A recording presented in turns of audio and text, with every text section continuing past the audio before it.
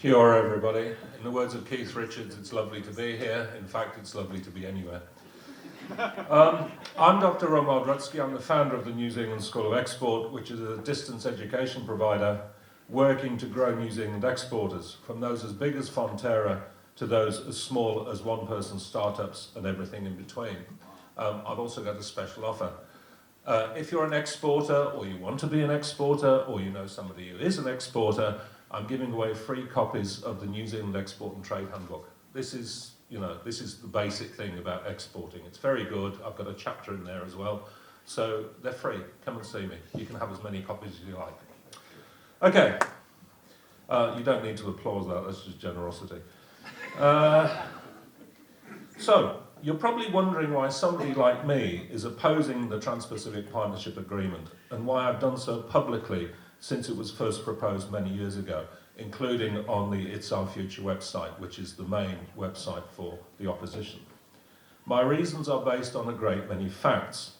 So today I'm going to give you the names, dates and places, which I've compiled into a top 10 and which I want to share with you. So if you want to write stuff down, start writing. It's going to take 8 minutes, so fasten your safety belts. At number 1, we trade with all these other 11 countries now, anyway, and do so with no strings attached. We also have existing free trade agreements with some of them, such as with Australia, and we've had that since 1983. And none of these agreements have the new onerous terms which have been included in the TPPA. It's crazy to negotiate away our current strong position for a weaker one, no matter how many promises it's wrapped up in, especially when nobody tells you what you're buying into. Signing a blank check is never a good idea, no matter what the other person tells you. That's what it is, it's a blank check.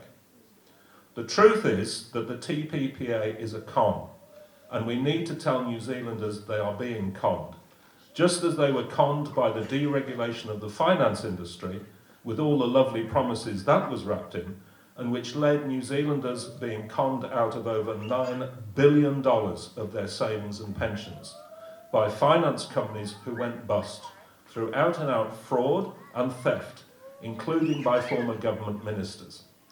I wouldn't trust these people to sit the right way on a lavatory, let alone with the future of New Zealand. Okay, at number 2, New Zealand is a member of the World Trade Organization, the WTO, and is supposed to be negotiating for free trade through that organisation in the current Doha round, which started in 2001, when our very own former New Zealand Prime Minister Michael Moore was Director General of the WTO, which now has 161 countries, including all the countries of the TPPA. So why are we going for a small deal with 12 countries when we should be going for the biggest deal there is with 161 countries? The real reason is that the non-trade aspects of the TPPA, such as patent extension on pharmaceuticals, were proposed by some countries and rejected as part of the Doha round. The talks stalled as a result, but these aspects have reappeared as the TPPA, with even more excessive demands by corporations who are driving the agenda, and see it as a vehicle to extend their power. Remember that over 50 of the world's 100 largest economies are corporations, not countries. New Zealand is about 354th in that list.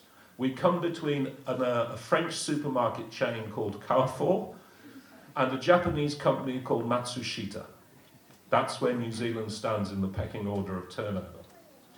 Okay, let us be in no doubt that the TPPA is a Trojan horse. Just as the Greeks realized they could only break the 10-year-long siege of Troy by deceiving their enemy. Like that original Trojan horse, the TPPA is being touted as a great prize, a gift, a no-brainer, which we would be utterly foolish to reject, when it is in fact a vehicle for destroying a country from within, as we sleep. Just as Troy and the Trojans were destroyed by accepting the Trojan horse, despite warnings about Greeks bearing gifts, which is where we get the saying from, beware Greeks bearing gifts. At number 3, The price of a free trade deal between New Zealand and the US was that New Zealand was expected to give up its no nuclear stance.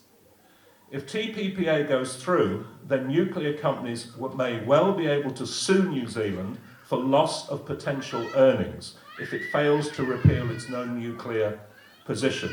And Deborah talked about the intimidation that the corporations will use. Sweden is already suing Germany over its decision to shut down all its nuclear power plants after Japan's Fukushima nuclear meltdown in 3 reactors in 2011. And Fukushima was the first time that Japan had gone into a deal with General Electric of the US. Multinational corporations built Fukushima. And despite all the warnings about the dangers, they ignored them. As it is negotiating the TPPA with us, the USA is also negotiating a similar deal known as the TTIP, or Transatlantic Trade and Investment Partnership, with the European Union, with many of the same requirements. This is in line with the US corporate plan, known as the Project for a New American Century. You can look that up and you'll realise what we're up against.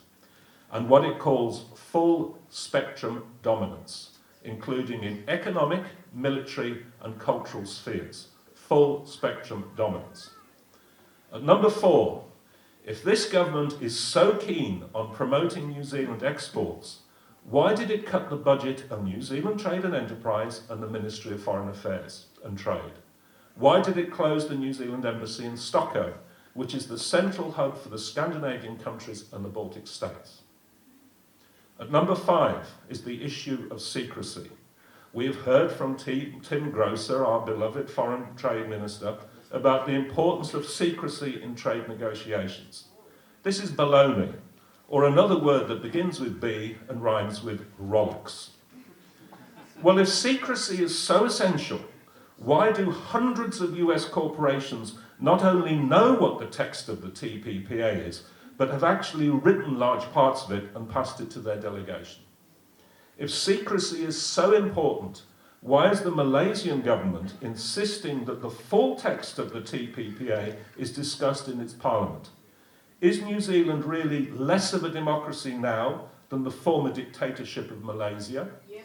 Or has New Zealand simply passed Malaysia going in opposite directions, as Malaysia moves to greater democracy and we move to greater dictatorship, even in district health boards? I'll take a break. We're up to number 6 now. Is the question of what do you call a person who sells their country out to a foreign power or powers? During the reign of Queen Elizabeth I, the English diplomat Sir John Harrington put it plainly: treason doth never prosper. What's the reason? For if it prosper, none dare call it treason. I don't hear any politicians describing the TPPA as treasonable, despite the fact it is transferring power to foreign powers who are looking after their own interests and not ours. Now, a little known fact about this same Sir John Harrington was that he was also the inventor of the flush toilet, which is why Americans call it the John. This is where we should put the TPPA and send it back into the sewers where it belongs. We're up to number 7, people. Number 7 is the fact that New Zealand has nothing to bargain with. We are already the 3rd most open economy in the world, after Hong Kong in first place and Singapore in second. If free trade is so good for everybody, why do other countries not allow us the same access into their market as they have into the New Zealand market? We now pay more for everything from bank loans to telecoms to food than other economies which are less open. Why, for example, is New Zealand butter, cheese and lamb cheaper in Paris than it is in Palmerston North? At number 8, the benefits of any deal have to be compared with the benefits of staying out of a deal. No deal. Lots of countries are better off from staying out of such arrangements than they are signing up to them. Look at Norway or Switzerland, who are not members of the European Union, and yet whose standard of living increases year after year, while those of member countries such as Portugal, Italy, Ireland, Greece and Spain, which are known as the pigs, are stuffed. When you let other people run your economy, especially the International Monetary Fund and the European Central Bank, don't be surprised if they do it for their own benefit and not yours. We've been here before, people, and we should be learning from the mistakes that other countries have made. At number 9, 2 to go. New Zealand has around 8,000 active exporters, 8,000 companies, who get very little, if any, help from this government. In fact, you're more likely to get a multi-million-dollar handout if you're a Saudi Arabian wanting a sheep farm in the desert, or a foreign-owned aluminium smelter which already gets the cheapest electricity in the country, than if you want to grow a New Zealand export company. If you don't believe me, just ask any dairy farmer how far backwards the government is now leaning to help them. They're not, and they've said that. They are not going to help the farmers. In fact, someone said to me, you do realise that there is not a single dairy farmer in New Zealand who's making money. They're not only working for minimum wage, they're working for nothing. And they're not going to get any help either. So what can we expect next from this government? Apple orchards in Antarctica? Sauv Blanc to the Sahara? Or ice cubes to Iceland? Finally, at number 10, and I'm getting quite close to the end now, it is a well-established principle, as has been mentioned before by Cherry before, that a new agreement replaces an old one, which is why the TPPA will take precedence over the Treaty of Waitangi, which, if it is to have any significance at all, will have to comply with all the provisions of the TPPA, including the ability of foreign corporations to patent the genetic code of New Zealand plants, as happened in 1997 when a US patent was granted to a US company over Indian basmati rice, which is the staple of India. In conclusion, the TPPA is not about trade. As I've already said, we already trade with all these countries now anyway. Neither is it about free trade, because the other countries continue to refuse to allow the same access to their markets as they have to the New Zealand market. So then what is the TPPA about? It's about the price John Key is prepared to pay for membership of the neoconservative club. That band of ideological extremists as far to the right as communists are to the left, and who are at war with this country, its people, and everything we stand for. The price of membership is the betrayal of New Zealand, and Key will get his 30 pieces of silver and much, much more when he finally leaves for Hawaii, as he has said he will, with the promise of a plum job at the Bank of America or some other moneylender. In closing, I say to you, we do not need the TPPA, we do not want the TPPA, and we can do better without the TPPA. Thank you.